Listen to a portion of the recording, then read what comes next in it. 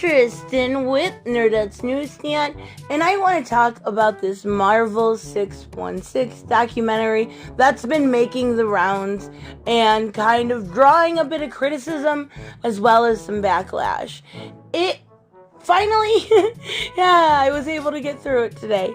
And it actually wasn't bad. And that's not the point. The point is how it really kind of exposes a lot that's going on in the comic book industry with people like Dan Slott, and the fact that he's come way too comfortable in his job. And of course, we do have to give the idea that this is television, right? This is TV. Not everything we see is 100% real. They want to keep it interesting, and it was okay. They did a decent job, but a lot of it is embellished upon, right? So let's talk about this, and let's talk a little bit about Franklin Richards and all of the controversy that Dan Slott has done to himself. But if you are new to the channel, make sure you subscribe. As always, hit that like button and leave me a comment. Let me know if you've seen this documentary. It's on Disney Plus, of course, but let me know what you thought, because I thought it was a really good expose piece on accident, and it really did feel very much so like a hit piece. Now, Dan Slott was the main focus in this, and we even see him kind of go on to write a script, and then they do this whole like little bit, and of course it's a bit, I know it's a bit, but he gets, sidetracked by social media. That is the story of Dan Slott. He has really divided fandoms, and I'm not saying he's not talented whatsoever. He can write. He could write. He can write. But he is very divisive and very loud about what he thinks. And he will tell you to your face, even if you are a customer, how much he hates you. And the reason I know this is because I've seen it done before. My God, if you are not a left-wing lunatic, Dan Slott absolutely cannot stand to be around you or, interact with you on some type of social media. He's a nut. A nut is putting it nicely.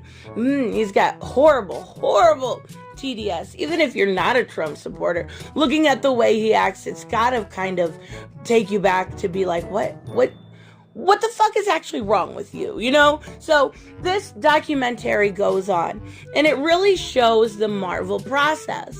And what I mean by the Marvel process is the way that Stan Lee wrote, but it was simply because he was so busy. He had so many projects that he would write the plot, basically, but leave it up to the artist to really fill in the missing spots. And that's the kind of how, Dan Slott goes about his day. Well, what is this showing us, Dan? The fact that you've got, I don't even know what you are, man, maybe 2 books right now. I'm not exactly sure. I did take a look at Ironman 2020 after this, and kind of look back at it to see if it was something I was interested. Second time around, still wasn't interested, Dan, just not. But it did give me a whole new respect for Pete Woods, right? I know Pete Woods is kind of trying to defend Dan right now, but when you have one person that can't even barely get through writing a plot, and then you have to pass it off to Pete Woods to not only draw, but ink and color every single page and fill in the blanks, it's really unfair. In a lot of ways, I am not surprised. Now, they did say most people do not use the Marvel process, and I do think that's smart. I do think it could be useful, right? It could give you an insight and kind of change up the way stories could be, because let's be honest, a lot of the times we see these stories, the artist does not get the appreciation they deserve. There is a lot of work that person puts in comparatively to the writer. So it really shows them some appreciation. And I think that's really important.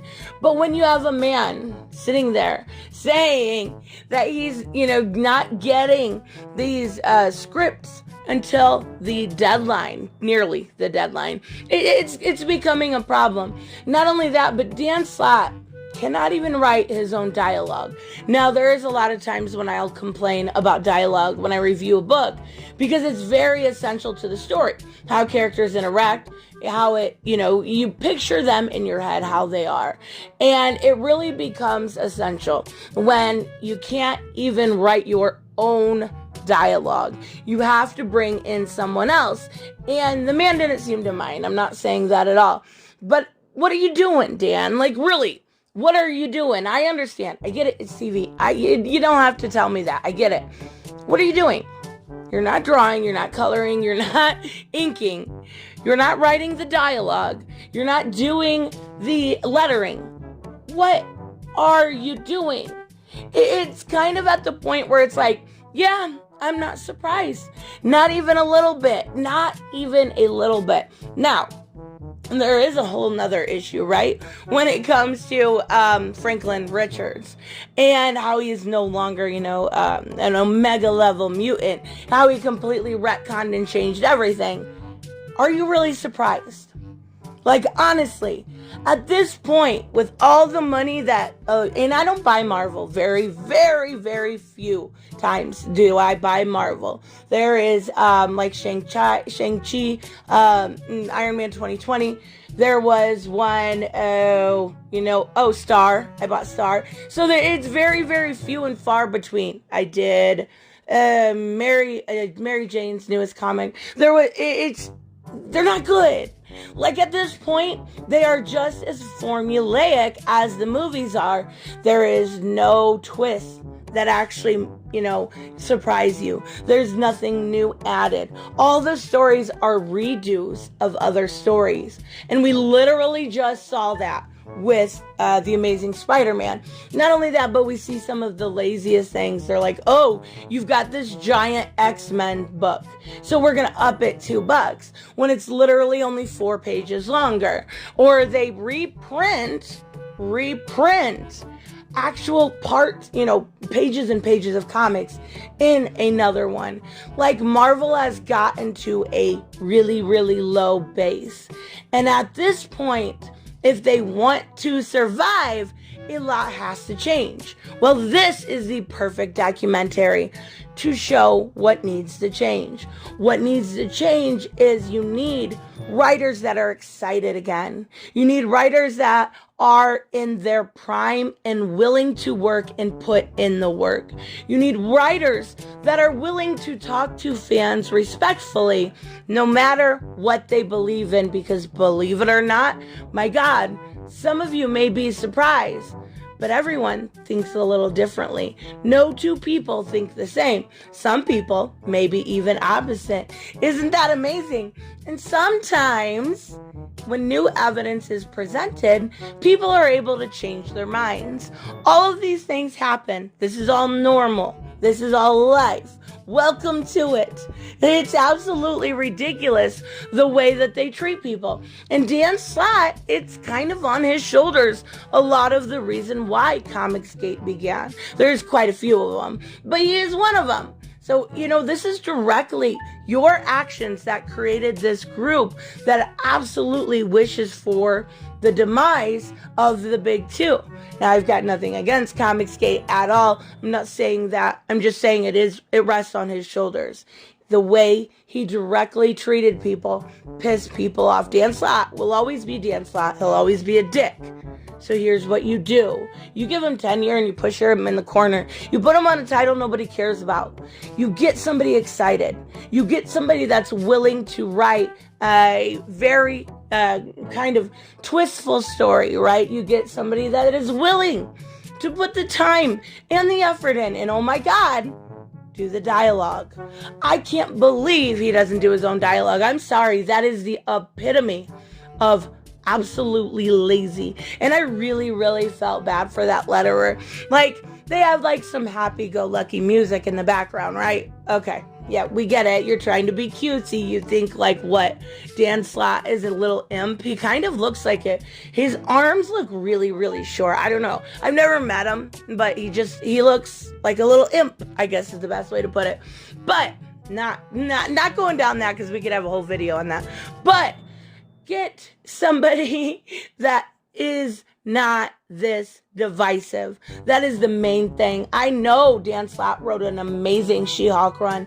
He's past his prime. And you're showing your true colors. You're showing those colors that absolutely are really damning to the comic book industry. And at this point, people everywhere, I'm not talking just about people that dislike Marvel. I'm talking about everyone is seeing it. Go on social media. I don't have to show you. It's all over. People are upset about this.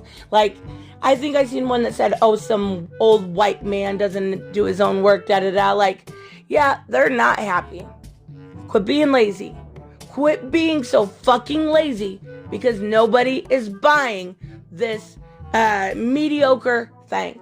And you know what? It's funny. When I talk about DC, there was a long time when I said DC is better, and I still wholeheartedly believe that. But I also think there was a change. There was a change where I went from kind of being still being more critical of DC to where I settled.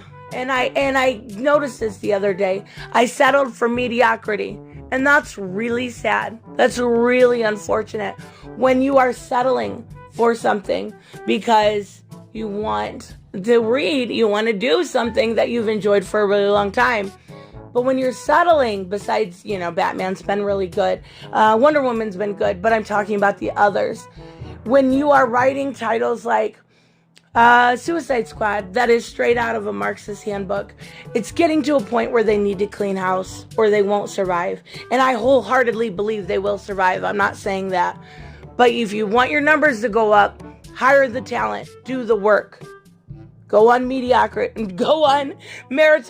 not mediocrity. Wow, if I can talk today. Anyways, let me know, of course, what you guys think about this. It is on Disney Plus if you want to check it out and have an hour of your life that you want to subject yourself to seeing a little imp trying to be, oh my God, I'm so cute and random. And it's not funny at all. And Tom Brevoort is just as guilty as Dan Slott. So anyways, let me know what you think, and I will see you in the next one. Bye-bye.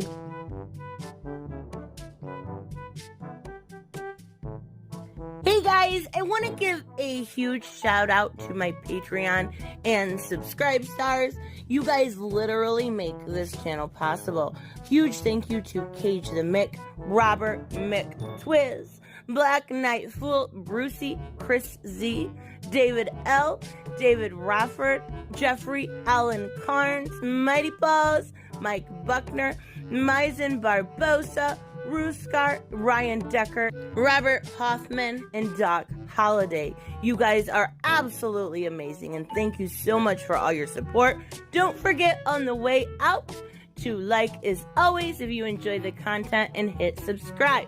And I will see you in the next one. Bye-bye.